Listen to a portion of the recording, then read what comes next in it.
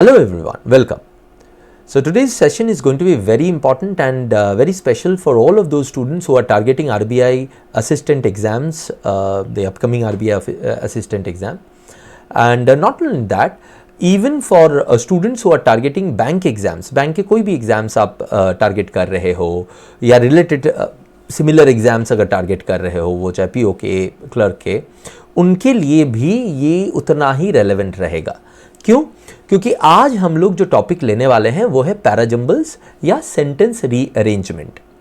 अब पैराजम्बल या sentence rearrangement के साथ स्टूडेंट्स का जो नज़रिया रहता है या mostly the way they approach these questions are कि I am not going to attempt this, ये क्वेश्चन इसीलिए दिए गए हैं ताकि मैं इसको छोड़ के आ जाऊं, पैराजम्बल तो करने लायक होता ही नहीं है।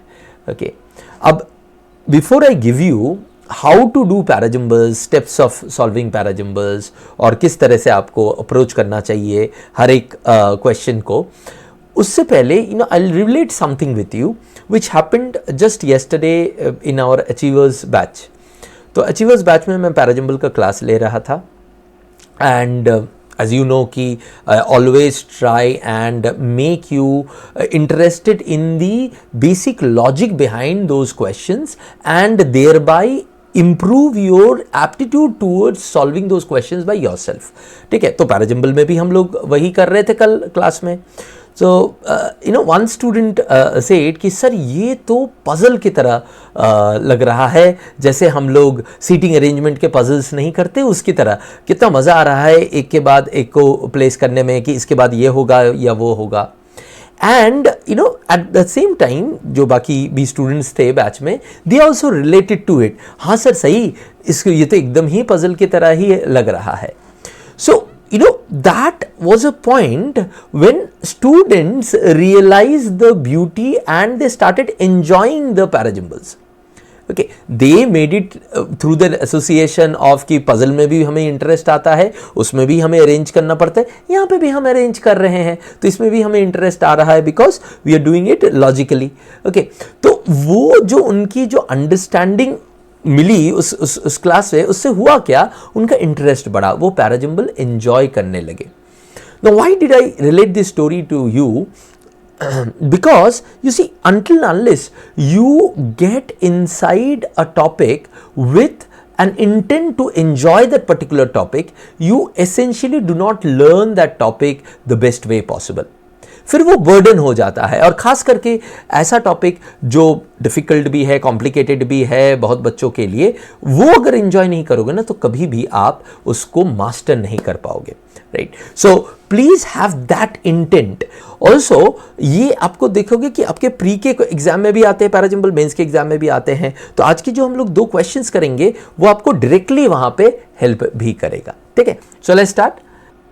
So before I give you the steps of solving, अगर आपको इस पर्टिकुलर सेशन का PDF चाहिए तो go and visit my Telegram group, open Telegram group जो है, और उसको ज्वाइन कर लीजिएगा, उसी में मैं इसका PDF जो है अपलोड कर दूंगा। अच्छा, उससे मुझे एक चीज़ और भी याद आया, इस साल के जो पिछले साल के जो मेंस हुए थे उससे पहले मैंने बहुत सारे पैराजम्बल सेट्स करवाए थे उस ग्रुप में। ओके, तो उसमें मैंने अच्छे अच्छे क्वेश्चंस दिए थे, ऑलमोस्ट 35-40 सेट्स मैंने करवाए थे, तो वो सारे पिंड पोस्ट में इसमें आपको मिल जाएंगे, इस ग्रुप में पिंड पोस्ट में मिल जाएंगे, उनको भी आप डाउनलोड करके प्रैक्टिस कर सकते हो पैराजम्बल, अगर अच्छे पैराजम्बल सेट्स अगर आपको प्रैक्टिस करना है। So let me show you first the 4 steps of solving parajumble या सेंटेंस रीअरेंजमेंट क्वेश्चन। वो क्या है? पहले तो हम सारे सेंटेंसेस जो उनको अरेंज करना है उनको पढ़ेंगे, उसके बाद क्या करेंगे, उसके बाद हम 3I कॉन्सेप्ट को लगाएंगे। 3I क्या होता है? 3I मतलब होता है 3 आइडेंटिफिकेशन, इंट्रोडक्शन का आइडेंटिफिकेशन, मैंडेटरी पेयर और ट्रिपलेट का आइडेंटिफिकेशन, और identifying the flow of the paragraph. Right, इन्हीं को हम लोग करते हुए उस पैराग्राफ को देन 3rd स्टेप में सीक्वेंस करेंगे, एंड अगर उसके बावजूद भी पूरा सीक्वेंस ना हुआ then we will do redundancy check. Right, redundancy check normally mains level paragraphs में जरूरत पड़ती है, वो भी हमेशा नहीं, but yes you should know it. Okay, detail में इन स्टेप्स को समझने के लिए, 3I कॉन्सेप्ट को डिटेल में जानने के लिए आप जो है इस पर्टिकुलर लेक्चर को देख सकते हो, लिंक मैं नीचे दे दूंगा। इसमें मैंने डिटेल में कॉन्सेप्ट को समझाया है। आज हमारा पर्पस क्या है कि आने वाले एग्जाम्स में इस लॉजिकल प्रोसेस को कैसे अप्लाई करें। ओके राइट, और वो आज मैं आपको करके दिखाऊंगा। So what you need to do is to understand the logic behind the solving of the problem. ठीक है, तो क्या करेंगे हम लोग, दो क्वेश्चन, सेट ऑफ क्वेश्चंस करेंगे। पहले सेट में आप 3 से 4 मिनट के लिए वीडियो को पॉज करोगे और उसके बाद उसको खुद से करने की कोशिश करोगे। जब आपका खुद का बन जाएगा, या अगर 3-4 मिनट हो गया आपका नहीं बन रहा है, then you go through the explanation. ठीक है, ओके चलिए। So this is the first set, done. Okay, so now आपने पॉज करके मोस्ट प्रोबेबली इसको कर लिया होगा, कुछ आपका आंसर आया होगा। जब मैं आंसर दूंगा उसके बाद आप कमेंट सेक्शन में बताइएगा कि आपका सही हुआ था, कि कितने क्वेश्चंस आपके यहां पे सही हुए थे। ठीक है, because I have taken without option वाले क्वेश्चंस, तो मैंने यहां पे ऑप्शन नहीं दिए। ऑब्वियसली आपके एग्जाम में यहां पे ऑप्शंस होंगे, A is the statement A, B is the statement C, इस तरह से। But those are, as I told you, irrelevant, because अगर हमारे पास ऑप्शन बेस्ड क्वेश्चंस है जहां पे पूरे पूरे अरेंजमेंट का ऑप्शन है, तो फिर ठीक है, उससे आप ऑप्शन से एलिमिनेट कर सकते हो। अगर पूरे पूरे अरेंजमेंट का ऑप्शन नहीं है तो फिर ऑप्शन रहना और ना रहना फर्क नहीं पड़ता, आपको पूरा अरेंजमेंट करके फिर ही क्वेश्चन को करना पड़ता है। ठीक है, हाँ, उसमें ऐसा हो सकता है कि पूरा अरेंजमेंट नहीं बना, but you are very sure about the first और the second and the last, तो फिर वो वाले आंसर्स कर दोगे, लेकिन आपको बनाना पड़ेगा पहले। नाउ इस वाले पर्टिकुलर पैराग्राफ को देखते हैं। Festivals are an auspicious occasion when many online businesses introduce new product to their customers. तो ये किस तरह का स्टेटमेंट है? आप लोगों को पता है, मैं बार बार बोलता हूं कि जो चीज किसी आइडिया को इंट्रोड्यूस करती है वो हो सकता है, सब कुछ तो प्रोबेबिलिटी पे ही है ना, पैराजंबल पे, वो हो सकता है कि आपका इंट्रोडक्टरी स्टेटमेंट हो। तो ये हमारा एक अच्छा कैंडिडेट है इंट्रोडक्टरी स्टेटमेंट के लिए। क्यों? क्योंकि ये एक इशू को इंट्रोड्यूस कर रहा है कि फेस्टिवल जो है ऑस्पिशियस ओकेशन होता है ऑनलाइन सेलर्स के लिए। दे यूजुअली, अब यहां पे बोला है they usually update their inventory as people are eager to purchase. तो मोस्ट प्रोबेबली ए और बी में ए बेटर इंट्रोडक्टरी स्टेटमेंट है। यहां पे दे जो है अभी तक हमें पढ़ के लग रहा है शायद ऑनलाइन बिजनेसेस को या सेलर्स को रेफर कर रहा है। इसको रख देंगे, आगे पढ़ेंगे, फिर ही लिंक कर पाएंगे किसी चीज के साथ। They consider strategies to increase website traffic and conversion rates regularly. ये भी शायद ऑनलाइन बिजनेस के बारे में बात कर रहे हैं। D, furthermore their SKU units are pre planned and ready to serve customers.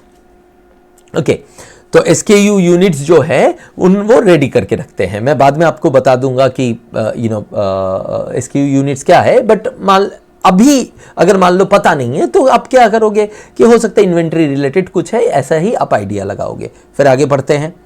All these efforts make customer feel valued and they are significantly more likely to make additional purchases.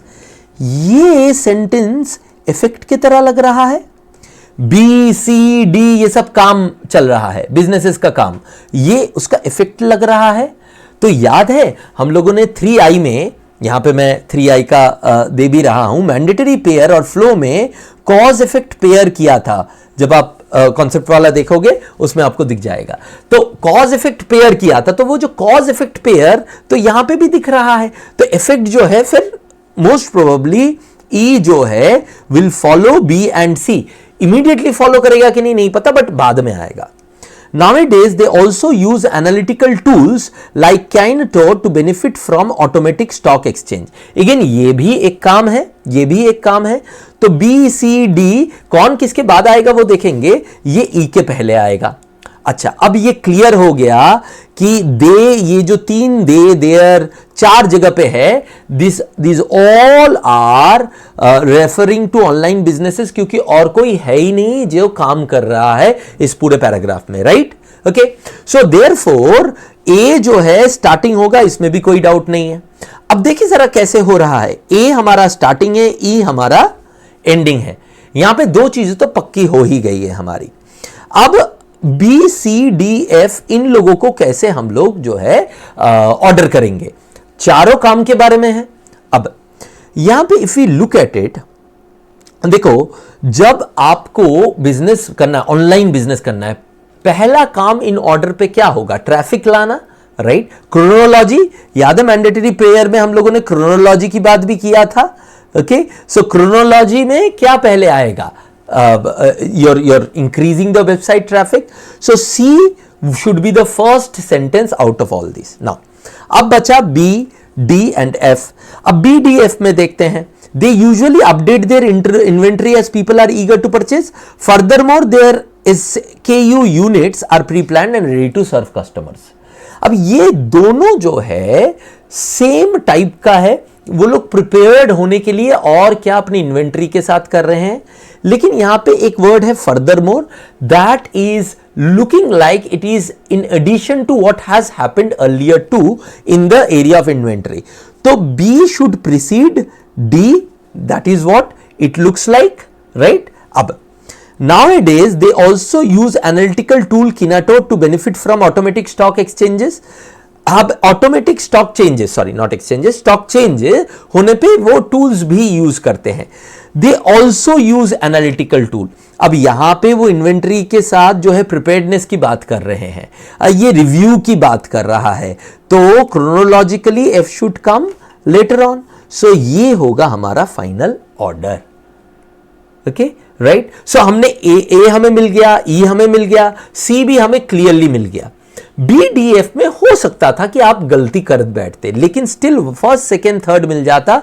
Second है, हाँ है सी, first है, हाँ है ए, third sorry final है, last है, हाँ है। तो ये तीन आपके सही होते ही होते। अगर आपने ये तीन कर लिए होते ठीक तरीके से, अभी तो आपको समझ में आ ही गया होगा, और अगर कोई डाउट है तो कमेंट सेक्शन में पूछिएगा, बट अगर ये तीन कर लिए होंगे तो fifth one would be F and third one would be B. Clear, right. था इंटरेस्टिंग एकदम जिस तरह से हम अरेंजमेंट बनाते हैं, तो दैट्स व्हाई यू रियलाइज कि कल क्लास में बच्चों को क्यों लगा कि यार ये तो एकदम पजल जैसा है, दैट्स द रीजन। और इस अप्रोच से जाओगे, लॉजिकल अप्रोच से जाओगे, then you would also try and find out the hints that are there in the language out there. ठीक है, चलिए अब और एक क्वेश्चन करते, मैंने बताया था 2 क्वेश्चन करेंगे। इसको देखिए, फिलॉसफी के ऊपर, फिलॉसफी के पैसेजेस में बड़ा दिक्कत होता है, तो फिलॉसफी के ऊपर एक पैसेज दिया है, इसको करने की कोशिश कीजिए पॉज करके इस लेक्चर को। डन, चलिए अब देखते हैं इसको। अगेन इसमें हम लोग वही 3I कॉन्सेप्ट, अब मैं देखा 3I कॉन्सेप्ट का जो जो चीज चाहिए है वो मैं यहां पे यूज करके आपको दिखा रहा हूं, ताकि आपको समझ में आए कि लॉजिकली इसको यूज कैसे करना है। डिटेल में हम लोगों को एक क्वेश्चन में सारे के सारे स्टेप्स लगाने की भी जरूरत नहीं है ना, 3I कॉन्सेप्ट के सारे कॉन्सेप्ट लगेंगे, राइट। बट पता होगा तभी जाके अलग अलग टाइप के क्वेश्चन में अलग अलग चीजें आपको हिंट देगा, आपका पेयर क्या बनेगा, आपका फ्लो क्या बनेगा उसके ऊपर, right. Now it encompasses divergent themes like Samkhya jnana, karma, भक्ति, ध्यान। फिलोसफी का है। अब ये इट कौन है पता नहीं। It tells him to how to discover and recognize himself in his true nature and magnitude। तो ये इट कौन है, मोस्ट प्रोबेबली ये है। अच्छा, इन दोनों में जनरल कौन सा है, स्पेसिफिक कौन सा है? डेफिनेटली ये जनरल है और ये ज्यादा स्पेसिफिक है, क्योंकि ये किसी ही मतलब कोई पर्टिकुलर बंदे को, कोई पर्टिकुलर बंदा नहीं बट इंसान इन जनरल को, और ये बात कर रहा है कि जो भी चीज की बात हो रही है वो क्या क्या स्कोप उसका है और उसका इफेक्ट क्या होता है इंसान के ऊपर एक कोई पर्टिकुलर एरिया में, वो ये दिखा रहा है। आगे जाएंगे तो और क्लियर होगा। सो जनरल मतलब जिसका स्कोप बड़ा, स्पेसिफिक मतलब जिसका स्कोप छोटा। ये मैंने क्यों किया, याद है 3I में पहला था आइडेंटिफाई इंट्रो, और उसमें मैंने जनरल टू स्पेसिफिक ऑथर का जो लिखने का तरीका है उसके ऊपर हम लोगों ने बात किया था। तो ये हमें हेल्प करेगा कि फ्लो कैसा होगा, आइडेंटिफाइंग इंट्रो और फ्लो कैसा होगा, ये दोनों पे। ठीक है, चलिए। It therefore is perhaps, it, therefore, एक कीवर्ड है देयरफॉर, यहां पे कीवर्ड मैंडेटरी पेयर बनाने में बड़ा हेल्प करता है, बट स्टिल यहां पे तो ये कह रहा है कि it therefore is perhaps one of the most systematic scriptural statements of all times. तो ये इट अभी भी लग रहा है वो सेम ही इट की बात कर रहा है। आगे बढ़ते हैं। फर्दर, और तो और, it enlightens him towards the way of attaining ultimate beatitude. अब इसमें क्लियर हो गया कि ये जो हिम और यहां पे हिम यूज हुआ है तो इंसान इन जनरल बात कर रहे हैं, तो B and D are connected, B and D are connected. अब यहां पे ये भी लग रहा है कि D would come after B, because B में कोई फर्दर, ऑल्सो, इस तरह की बात नहीं है, बट यहां पे फर्दर है, तो it seems like D would be coming after B, immediately after की नहीं, वो नहीं पता, बट शायद after B. It also presents to its devotee a vision of the supreme. तो ये जो है प्रेजेंट करता है to its devotee vision of the supreme. अब ये जो हिम है ना, हो सकता है ये डिवोटी को रिलेट कर रहा हो, लास्ट वाला पढ़ते हैं, लेकिन अभी फिलहाल और कोई हिम तो आया नहीं है पूरे पैराग्राफ में, सिर्फ डिवोटी ही हो सकता है एकमात्र हिम। ओके, तो इसको रख देते हैं। अगर डिवोटी हुआ एकमात्र हिम तो ई पहले आएगा। Why? Because you will first introduce the person and then only you will refer to him in pronoun form. Yes और no? Right? Okay, if that introduction is already there. Now, the Gita is a complete work on science and spirituality. अरे ये तो idea introduce कर रहा है, इसी को तो इट करके बार बार हम रेफर कर रहे हैं। तो the main issue here is Gita. Gita के बारे में बात हो रही है, भगवत गीता के बारे में बात हो रही है basically. So Gita is a complete work on science and spirituality. अब ये सबसे जनरल स्टेटमेंट जो है इशू को हम लोगों ने इंट्रोड्यूस कर दिया, तो हमें ये तो क्लियर है कि एफ स्टार्टिंग स्टेटमेंट होगा, क्योंकि बाकी सारी चीजें जो है गीता के ऊपर ही है। अब लेकिन कौन सा आएगा? हमें पता है कि ई बी से पहले आएगा, बी डी से पहले आएगा। अब पहले ए और सी को देख लेते हैं। अब ए जो है जनरल है, ठीक है। See, it therefore is perhaps one of the most systematic scriptural statement of all time. ये कंक्लूसिव स्टेटमेंट जैसा लग रहा है, देयरफॉर, राइट। तो इसको बाद में हम लोग प्लेस करेंगे, लेकिन डेफिनेटली ये जो है ये जनरल है ईबीडी से, right, more closely related to Gita is a complete work of science and spirituality. उस कंप्लीट वर्क को एक्सप्लेन करने वाली चीज लग रही है। तो एफ के बाद आएगा ए, एफ ए मैंडेटरी पेयर हो जाता है, राइट, ओके। अब सी तो कटा हुआ है, तो अब हमारा बच्चा ईबीडी, इनको कैसे हम लोग ऑर्डर करेंगे? ई पहले, बी बाद में, फिर डी बाद, उसके बाद। तो ई बी डी हो गया हमारा एक मैंडेटरी ट्रिपलेट। तो एक मैंडेटरी पेयर मिल गया दोस्तों, एक मैंडेटरी ट्रिपलेट मिल गया। तो F A E B D. अब हमें सी को प्लेस करना है। कहां प्लेस करोगे दोस्तों सी को? राइट, यहां पे it therefore is one of the most systematic scriptural statements of all times, makes sense more at the end, because we talked about spirituality, we talked about divergent themes, we talked about how to an individual it acts as, and then we are summarizing it in the conclusion. So therefore F A E B D C is the final one. F A E B D C. अब देखो, which statement will immediately follow A? Obviously E. Which statement, which of the following statement will immediately precede C? मैंने following वाला दिया नहीं था, option नहीं दिया था, but which statement will immediately precede C? D. मैंने बताया था ना कि मैंने ऑप्शंस हटा दिए थे, because we anyways have to do this. अच्छा, अब what is the position of the statement F? ये तो एकदम ही आपको पता होता कि ये फर्स्ट पोजीशन होगा, ये तो पक्का ही था। What is the position of statement B? यहां पे fourth. What is the last statement? ये भी पक्का ही पता था, C होगा। तो definitely if you look at it कि ए के बाद कौन सा आएगा, ये सही होना ही चाहिए था, या कम से कम ये दोनों तो सही होने ही चाहिए थे। बाकी तीन में अगर आपने आधा अधूरा भी सॉल्व किया तो ये दोनों सही होने चाहिए थे। अच्छा, मैं क्यों दिखा रहा हूं?